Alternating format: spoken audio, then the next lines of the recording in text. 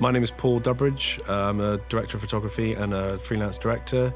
I'm here in Vision Studios being interviewed about my work as a DP and director, and also about my new book, Shooting Better Movies, The Student Filmmakers Guide.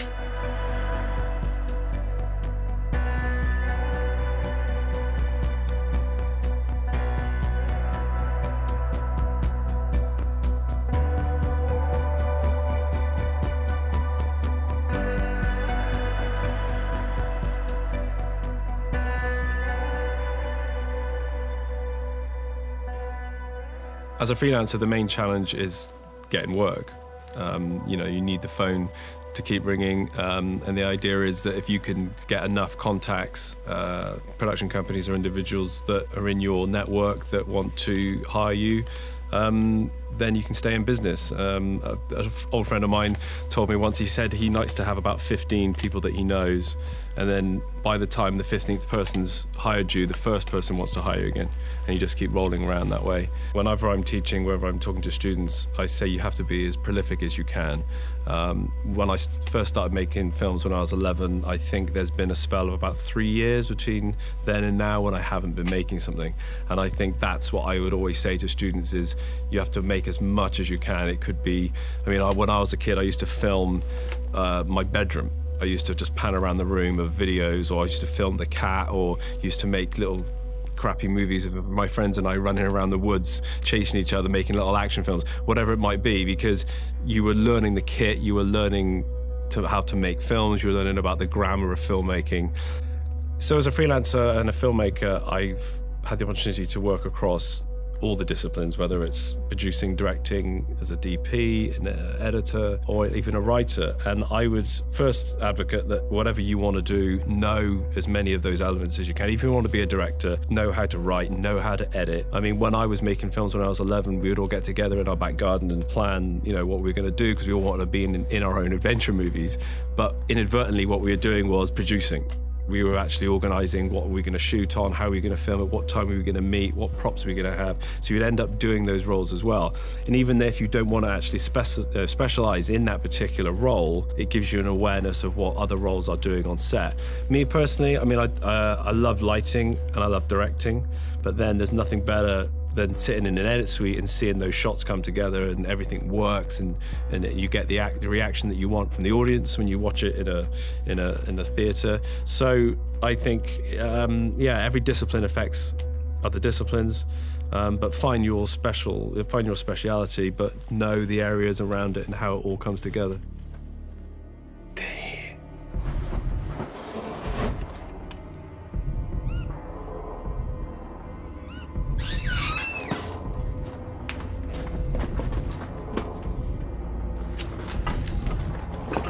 Pros and cons to working for a production company under contract, or whether you're a freelancer. As a freelancer, you get to pick and choose the jobs you want to work on. You get to do a lot of sort of varied stuff. Obviously, the work is, sometimes it's feast or famine. Sometimes you're going to be working, sometimes you're not. You're constantly watching the phone. Is the phone going to ring? You're constantly pushing yourself for exposure, and so people can hire you. But then if you're working for a production company, even if it's quiet, you're still going to get a wage. But maybe the production company might have a particular style or a particular area that they work in, whether they do corporates or whether they do wedding videos or whether they do whatever. That's the area that you're working in. So then, therefore, you might not get to work on music videos, or you might not get to work on dramas or whatever. So there are pros and cons to both. Some people go to the contracted approach first, and then once they've got a few contacts in the business, they want to make the jump to go and freelance. Other people go straight into the freelance world. But it all depends on what you can handle and what you're, whether you can handle the, the January, February times of the year when it's quite quiet and the phone's not ringing, you don't know if you're going to make your bills at the end of the month, whether you can handle that or whether you want the security. Because, that cold period that you might not be working might be a week, it might be a month, it might be 3 months. The idea is if you can have as much diversity in your work, so if you are a camera person or you're an AD or you're a writer, I would suggest if you can find other avenues, so you've got multiple incomes, so you could be, you could be a writer, you could be a director, you could edit, you could be a sound recordist, you could do your own productions, you can work for other people, then you're making yourself a little bit more valuable to people. I've got cameraman friends of mine that just do camera, and that's it. So they couldn't run a production on their own. I've got sound recorders that can also operate. So if something came in where they needed a cameraman and sound, they can handle that. So if you're just a sound recordist, that's the only work you're going to get. But if you're a sound recordist who can also edit, then you might be able to get some edit work as well as your sound recordist work. So that there's no work coming in from this particular area, you've got these avenues over here that can keep you afloat. Of all the projects I've worked on, the one I'm most proud of is probably a science fiction web series that we're currently shooting, actually, in the second season of Old Horizon. The project came about where a couple of freelancer colleagues and I got together and we said, look, we're quiet January, February, let's all get together and make something a bit fun. And the whole premise was that there's a spaceship that appears over the skyline in Bristol, and 5 friends kind of evacuate the city, and they're hindered by looting public or the military and trying to find loved ones. And it was basically a nice exercise in shooting a bit of action, a bit of drama, and then I'm a big fan of visual effects, so it was about using visual effects as a tool and having a bit of fun, really. And the whole show was supposed to be fun to make and fun to watch. It started off fairly small and it snowballed to something quite big in its public reaction and in its cost. So that's a pro there and a con. It was good for us from a point of view as we got nominated for Best Sound and Best Director at the RTS. We've been invited to a film festival in Denver, which they paid for us to go over, so that was a nice little perk. And we've had wonderful feedback within the industry, and now we've got a sales agent on board that's looking to buy both season 1 and season 2, and they want to release it as a feature on Netflix and all this kind of stuff. And that started off as a personal project that my colleagues and I put our own money into. So it's about getting off your ass and doing the thing you love doing. And we're about to wrap that up with the finale in a couple of weeks' time. So it's exciting because you're constantly working on it, whether it's the writing or the shooting or the effects and all that kind of stuff.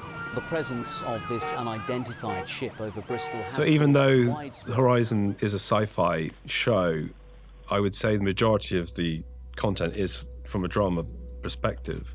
I'm a big fan of drama. I like to find that emotional hook. I like spectacle.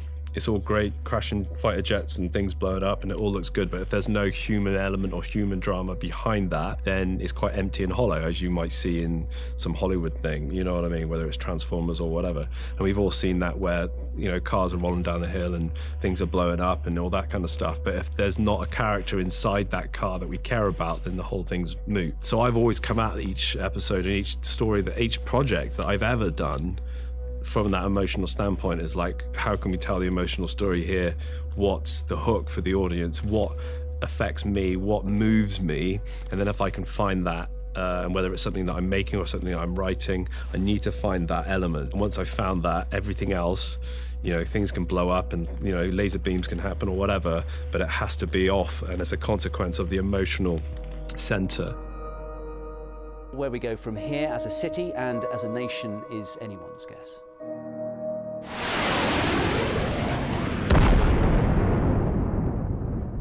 So I have a book coming out in August 2017 called Shooting Better Movies, the Student Filmmakers Guide. And that came about where for the last 10 years, I've been teaching in my downtime. So when I'm not working, I go into universities or colleges and give talks or workshops and stuff like that. And I just amassed an amount of material, and I started to get into the psyche of students and how they work and why they don't work. So there's a chapter in the book called The 3 Secrets to Filmmaking that if I do a workshop in a university or a college, I kind of end on this. The first one is to shoot as much as you can, be as prolific as you can, shoot. So that's everything from weddings, promos, films at weekends, short films, 30 seconds long, a minute long, 11 minutes long, whatever. You're just shooting everything. The second secret is to read. So that's blogs, film books, everything you can get your hands on, okay? There's magazines like American Cinematographer, all about lighting. You just need to read as much as you can. I was taught through reading, so you read the book and then you go on set and you try the different techniques that you've read. You go back to the book, speak to other professionals, go back to the book, then go on set again, and eventually you're just honing your craft to get it to where you want to be. Everything that you need as a student filmmaker is in books. It's all out there. The third secret is to get your shit together. So especially from a student point of view, that's everything to do with communication, organization, timekeeping, health, nutrition, all that kind of stuff. Throw out all the excuses. Oh, the dog ate my homework, printer ran out of ink, all that kind of shite. All of the excuses that you have as a student do not exist in the real world.